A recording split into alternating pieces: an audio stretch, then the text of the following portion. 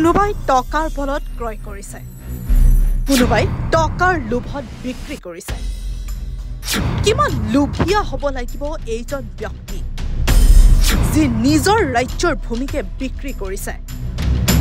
আপুনি ঠিকেই শুনিছে, আমি ক'ব ওলাইছো অসম ৰাজ্যিক পৰিবহণ নিগমৰ স্বত্বাধিকাৰী আৰু মেঘালয়ৰ মুখ্যমন্ত্ৰীৰ বিষয়ে কিছু কথা।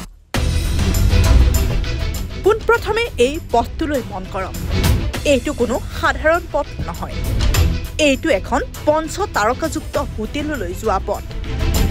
গোপন তথ্য অনুসৰি জানিব পৰা গৈছে, অসমৰ সীমাৰ পৰা ভূমি বিক্ৰী কৰিছে অসম ৰাজ্যিক পৰিবহণ নিগমৰ স্বত্বাধিকাৰীয়ে আৰু ক্ৰয় কৰিছে মেঘালয়ৰ মুখ্যমন্ত্ৰীয়ে।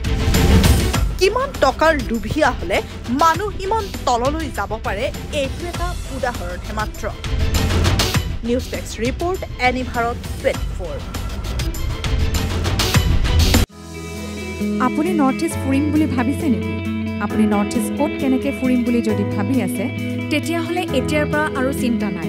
আপনি গাড়ী আছে। আপনি গাড়ী এটা নিৰ্ভৰযোগ্য টেক্সি সেৱা প্ৰতিষ্ঠান, য'ত দক্ষ টুৰ গাইডছ লৈ আপুনি ঘূৰিব পাৰিব আৰু লগতে আপুনি ডমেষ্টিক বা ইণ্টাৰনেশ্যনেল পেকেজেছ আৰু ফ্লাইট, বাছ, ৰেলৱে বা হোটেল বুকিঙৰো সুবিধা পাব। সবিশেষ জানিবলৈ আৰু সেৱা গ্ৰহণ কৰিবলৈ www.apnigari.com এতিয়াই লগ ইন কৰক অথবা স্ক্ৰীণত দিয়া নম্বৰত যোগাযোগ কৰক।